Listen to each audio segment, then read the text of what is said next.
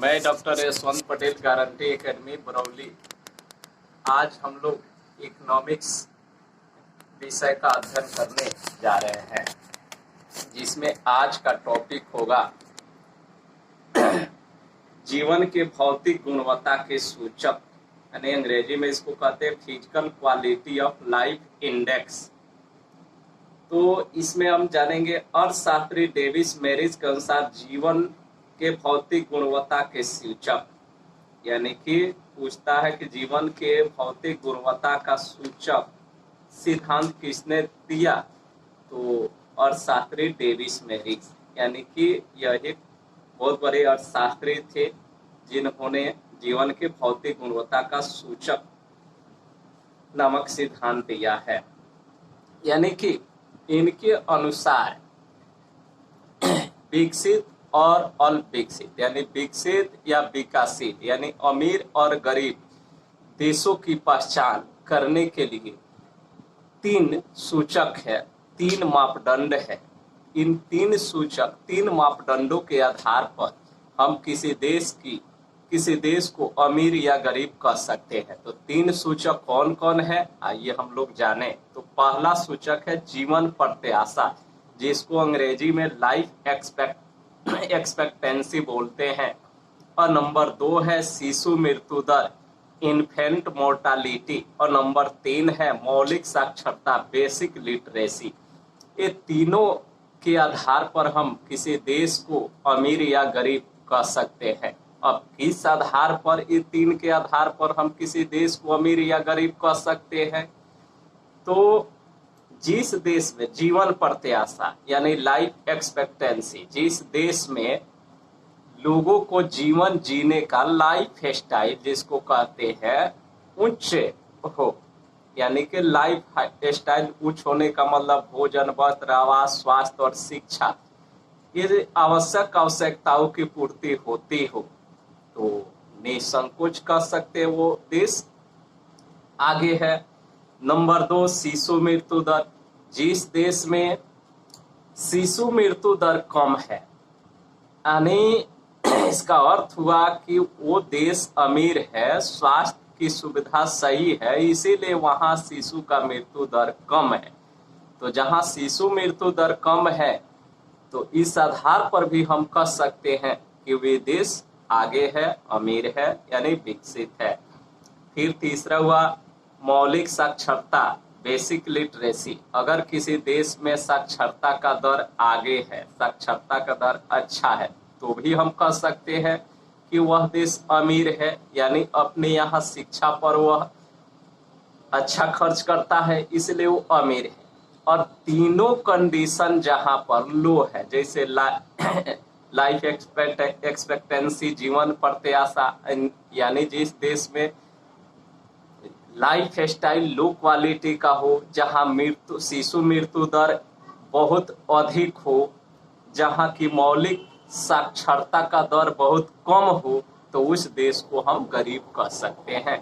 इसलिए इस प्रकार अर्थशास्त्री डेविस मैरिज ने किसी भी विकसित या विकासशील देशों की पहचान करने का ये 3 तरीका बताया। ये नेक्स्ट टॉपिक हम लोग जानेंगे मानव विकास सूचकांक, अंग्रेजी में इसको कहते हैं ह्यूमन डेवलपमेंट इंडेक्स, और शॉर्टकट में कहते हैं HDI। ये बोर्ड का VVI टॉपिक है, हालांकि इसे ज्योग्राफी में भी पढ़ना है, इकोनॉमिक्स में भी पढ़ना है।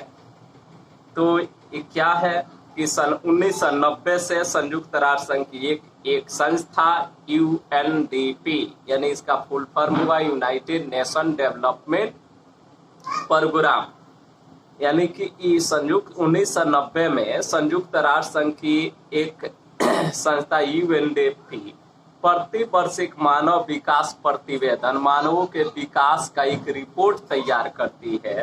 तो उसे ही मानव विकास रिपोर्ट या मानव विकास प्रतिवेदन या HDI के नाम से जाना जाता है।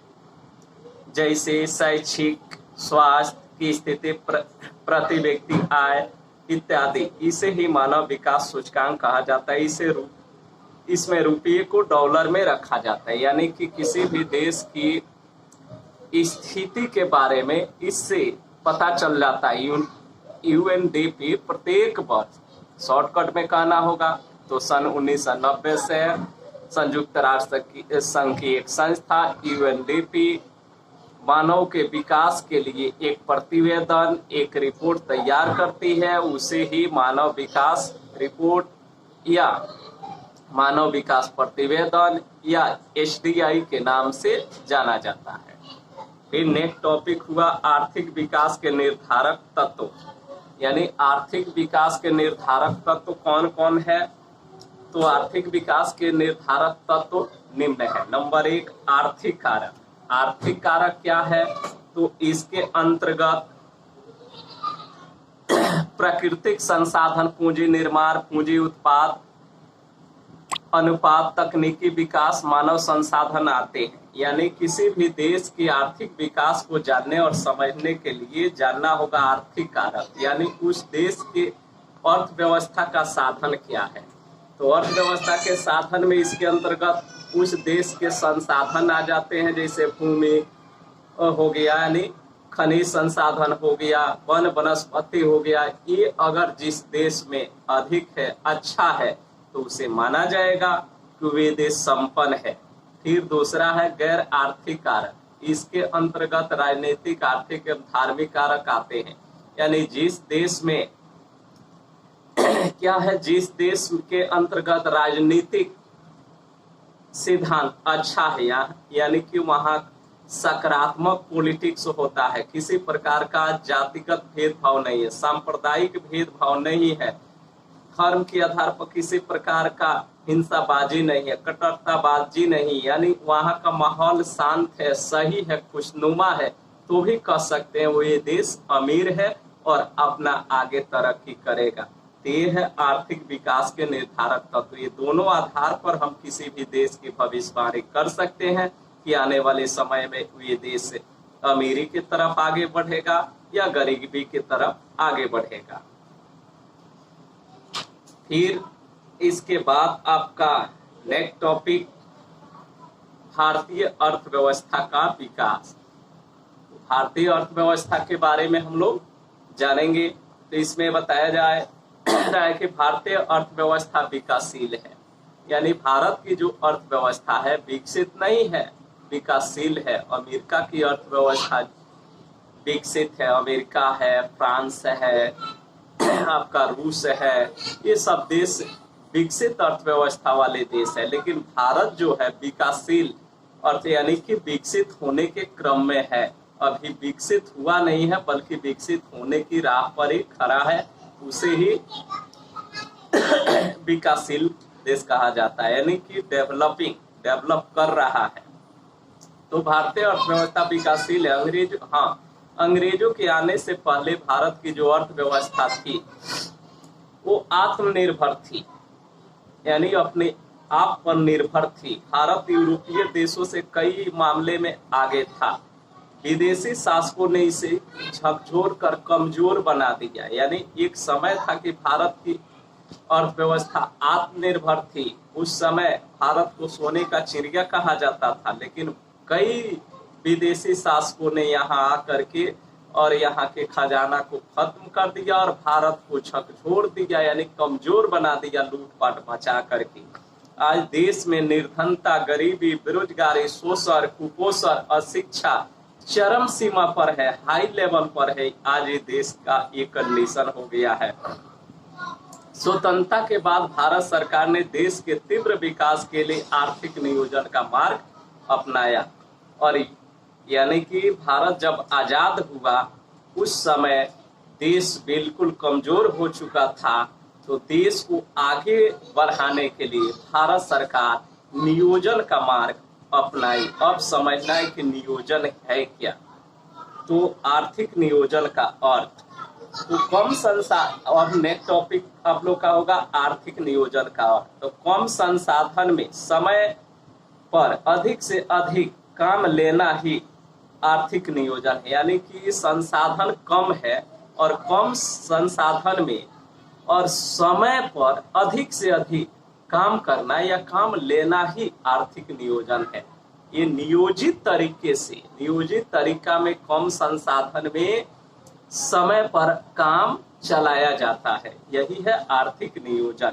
इसमें क्या किया जाता है तो इसके अंतर्गत कम संसाधन में प्राथमिकताओं के आधार पर, प्राथमिकताएं वरीयताओं के आधार पर लक्ष्यों का निर्धारण कर उन्हें एक निश्चित अवधि में पूरा करने का सुनियोजित प्रयास ही आर्थिक नियोजन है। यह आर्थिक नियोजन में क्या होता है तो इसमें एक लक्ष्य निर्धारित किया जाता है आर्थिक प्राथमिकताओं एवं वरीयताओं के आधार पर, यानी कि सबसे पहले इमरजेंसी कार्य कौन है, सबसे पहले किसको करना अनिवार्य है, उसको वरीयता दी जाती है और वरीयता देने के साथ उस कार्य को पहले किया जाता है जो जरूरी है। इसीलिए कहा गया कि इसमें आर्थिक प्राथमिकताओं एवं वरीयताओं के आधार पर लक्ष्य का निर्धारण एम एक निर्धारित किया जाता है, टाइम निर्धारित किया जाता है कि इतने समय में हमको इस कार्य को पूरा कर लेना है। यही है आपका आर्थिक नियोजन। इसके लिए भारत सरकार प्रत्येक 5 वर्षों के लिए योजनाएं बनाती है, यानी कि 5 वर्षों के लिए योजनाएं बनाया जाता है और इसे ही पंचवर्षीय योजना कहा जाता है। 5 वर्षों के लिए योजना बनाने के कारण इसे पंचवर्षीय योजना के नाम से जाना जाता है। इस योजना का प्रारूप योजना आयोग के द्वारा किया जाता है, यानी ये पंचवर्षीय योजना का जो प्रारूप स्ट्रक्चर तय किया जाता है वह योजना आयोग के द्वारा किया जाता है। लेकिन आप ध्यान रखिए, योजना आयोग आज नहीं, योजना आयोग को 2014-15 में समाप्त कर दिया गया। 2014 से पंचवर्षीय योजना का नाम नीति आयोग रखा गया। नीति आयोग का गठन 1915 में किया गया। पूछता है बोर्ड में कि योजना आयोग का नया नाम क्या है, तो योजना आयोग का नया नाम नीति आयोग रखा गया है। तो योजना आयोग के बारे में पहले पढ़ना था और वही योजना आयोग का नया नाम आज नीति आयोग कर दिया गया है। योजना आयोग का सर्वप्रथम स्थापना 15 मार्च 1950 को किया गया था, जो एक सलाहकारी संस्था थी, यानी एक सलाहकारी संस्था के रूप में कार्य करती थी। योजना आयोग का पदेन अध्यक्ष प्रधानमंत्री होते हैं। योजना आयोग का पदेन अध्यक्ष, पूछता है योजना आयोग का पदेन अध्यक्ष कौन होते हैं, तो प्रधानमंत्री। पदेन अध्यक्ष का मतलब क्या होता है, जैसे प्रधानमंत्री का पद पर तो रहेंगे ही, साथ साथ योजना आयोग के अध्यक्ष पद पर भी रहेंगे। इसीलिए जब एक व्यक्ति दो पदों को संभालता है तो उसे दूसरे पद के लिए पदेन शब्द लगता है। तो प्रधानमंत्री ऑलरेडी देश के प्रधानमंत्री है, लेकिन योजना आयोग के अध्यक्ष के पद को भी संभालते हैं, इसलिए योजना आयोग के अध्यक्ष के पद के लिए उन्हें पदेन अध्यक्ष कहा जाता है। तो पूछता है कि योजना आयोग का पदेन अध्यक्ष कौन होते हैं, तो प्रधानमंत्री। योजना आयोग का गठन कब हुआ था, 15 मार्च 1950 को हुआ था। जवाहरलाल नेहरू योजना आयोग के प्रथम अध्यक्ष थे। देश में पहली पंचवर्षीय योजना का कार्यकाल 1951 से 56 तक रहा, यानी कि देश में पहली पंचवर्षीय योजना आयोग के पहली पंचवर्षीय योजना का अध्यक्ष कौन थे, तो पंडित जवाहरलाल नेहरू थे। और पहली पंचवर्षीय योजना का कार्यकाल क्या था, तो 1951 से 56 तक, यानी 5 वर्षों के लिए योजना बनाई जाती है। तो पहली पंचवर्षीय योजना 1951 में लागू हुई, 1956 में समाप्त हुई 5 वर्षों के लिए, यानी 1951 से लेकर 1956 तक चली की अवधि रहा। दूसरी, जिसमें कृषि पर ध्यान दिया गया था, यानी कृषि पर फोकस किया गया था। दूसरी पंचवर्षीय योजना 1956 से 61 तक लागू थी। तीसरी पंचवर्षीय योजना 1961 से 66 तक लागू थी। चौथी पंचवर्षीय योजना 1966 से लेकर 1971 तक लागू होनी थी, लेकिन यह बीच में ही भंग हो गई, इसलिए 3 एक वर्षीय योजना चलाई गई।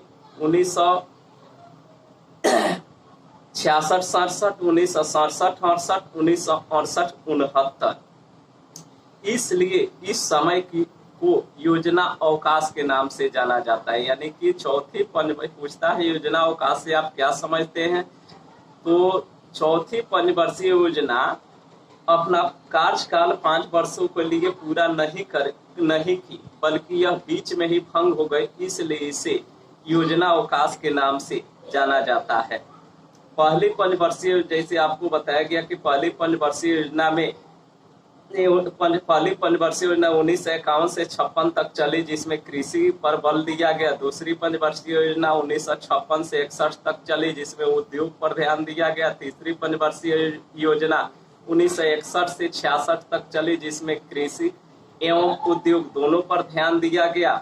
चौथी पंचवर्षीय योजना 1966 से 71 तक चलना था, लेकिन बीच में ही भंग हो गया और वो सतत विकास उसका लक्ष्य था।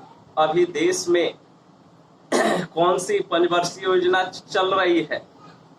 अभी देश में 13वीं पंचवर्षीय योजना चल रही है, जिसका कार्यकाल 2017 से लेकर 2022 तक है। ये रहा आपका